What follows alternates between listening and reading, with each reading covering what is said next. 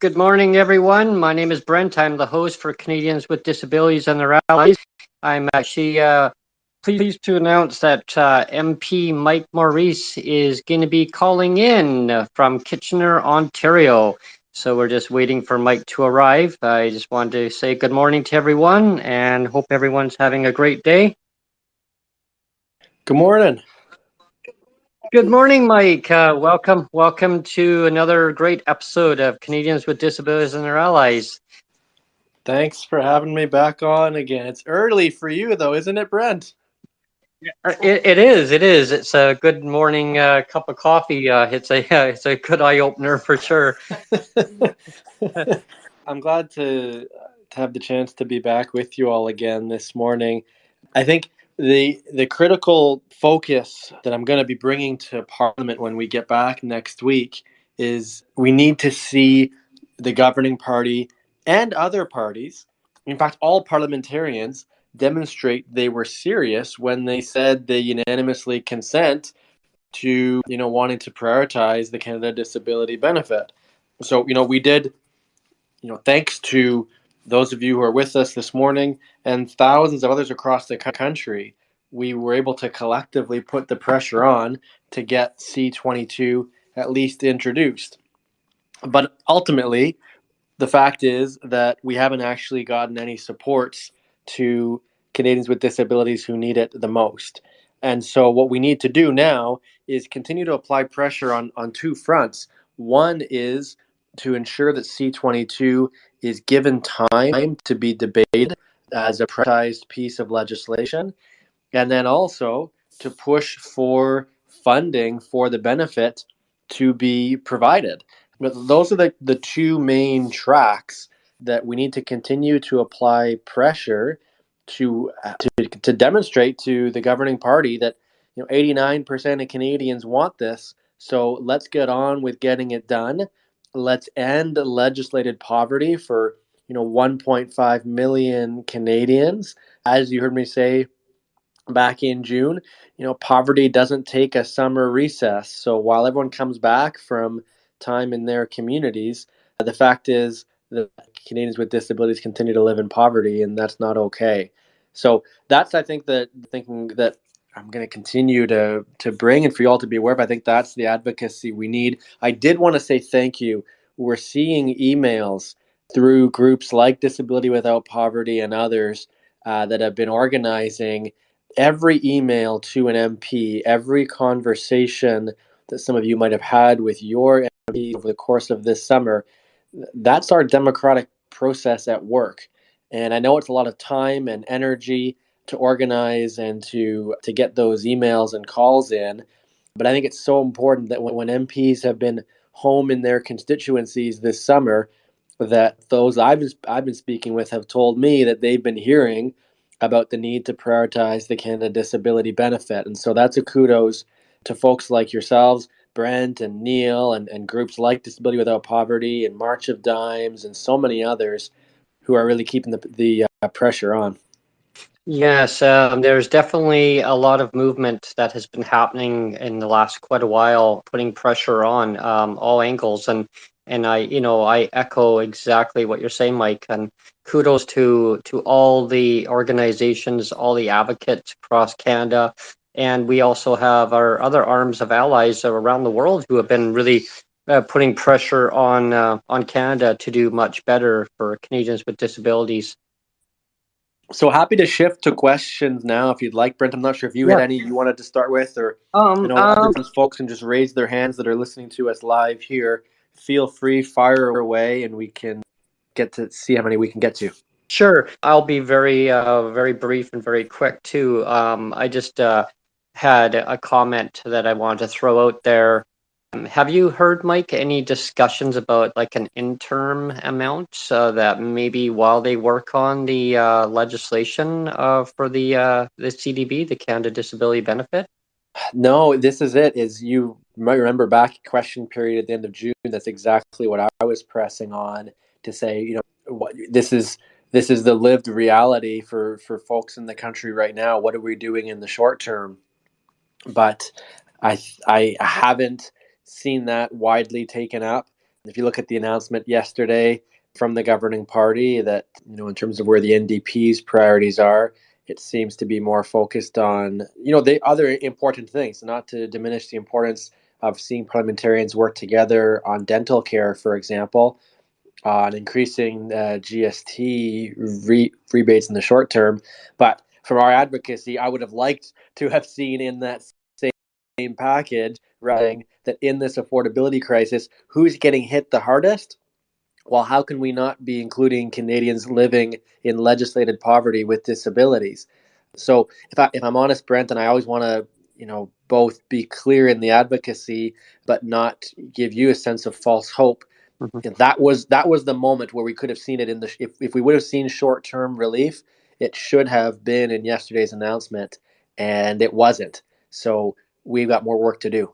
Yeah, most definitely. And one other quick comment I wanted to make too was I noticed that the announcement was for GST doubling it, and it was interesting, Mike, on how it was worded over 6 months. So a lot of people in the disability community were buzzing around saying, comments of saying, "Oh, so that's 6 months worth of payments." So from what I narrowed it down, it looks like they two payments, double payments, October and January. Yeah, I think that's what it amounts to. Also, I don't want to be speculating, but Yeah. that's my read of it too. Yeah. Okay. So what I'm going to do is I'm going to reach out to questions now. First of all, I'm going to start it off to Alan. Hi, Mike. It's nice to have you on here. I'm hoping that an interim could be done in the way that CERB was done, where people had the option of applying for it through the CRA if it couldn't be via GST style. Would that be something that would be easy to implement, or would it be more confusing for people? It's a great question, Elaine. I think it's important. I appreciate your referencing back to the pandemic Just the because way they rushed it out. I mean, they had it done in 4 weeks. This baffles my mind. yeah, It so truly does. you're helping us remember that this is what is possible when government, and in this case the governing party, identifies that this is a crisis and that demands urgent action. So it is certainly possible that kind of emergency support could be provided. Like I shared with Brent earlier, though, I don't see the political will for it amongst the 338 colleagues as parliamentarians representing their communities across the country right now. I know we've got more questions to get to, but on this one, if I can, Brent, just to Yeah. close here. So, Elaine, if your MP is MP Biddle, MP Biddle has not yet signed the letter calling for the Canada Disability Benefit. So, if you've spoken with him already, you're in the best position as a constituent. His accountability is to you and to your neighbors. You could consider following up, as I would encourage anyone for any MP across the country, particularly those who aren't already signed on. So if you want to find the letter for yourself, you can go to my website. It's mikemorricemp.ca. And under blog, you'll see it's called Cross Party Push for Canada Disability Benefit. You can download the letter there. You'll see a list of Liberal MPs who have signed on. Great. Thanks, Alan. I'm going to reach out to Evo Flightless Birdie next. Good morning, Evo Flightless Birdie. Good morning to everyone. And I have a question from myself, Losing Hope, if you recognize that handle on Twitter, as well as Kevin Conyo. He's a journalist major, and he has written extensively about how OW is just completely ignored when and provincial supports for workers are used as a catchment, right, for people with disabilities who haven't yet attainable to say, hey, I actually have a disability, right? And all of us are wondering, with C22 in mind, if it's at all possible that a multifaceted approach is a legitimate pathway to ending legislated poverty, right, across the country. I could go on, but I'm sure you understand where I'm going. Oh, yeah. Yeah, as a poverty advocate, yes, because of course we continue to call for a guaranteed income across the country. There is a private member's bill that will be voted on in this session of Parliament. It's MP Gazan from Winnipeg Centre who's put forward that bill. There's an equivalent version in the Senate as well. I think, again, if I'm honest about what I'm seeing from other political parties and parliamentarians right now, we are not seeing widespread support to this point for a guaranteed income writ large. We haven't seen, in particular, the governing party give any indication that they would be open to really ending legislated poverty across the board.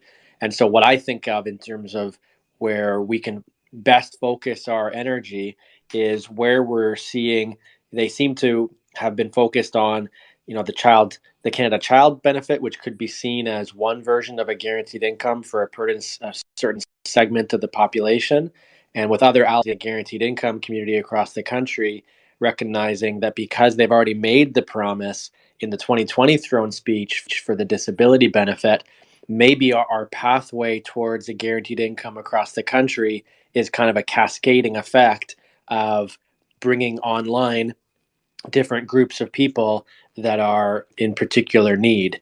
And that's why I think, we can continue to demonstrate the moral imperative, but also I think we need to be talking about the economic benefit also of a guaranteed income, of the money saved in our healthcare, in our justice systems. For example, when you give someone living on low income, whether it's a person with a disability or not, a guaranteed income, they don't put that money away under their pillow.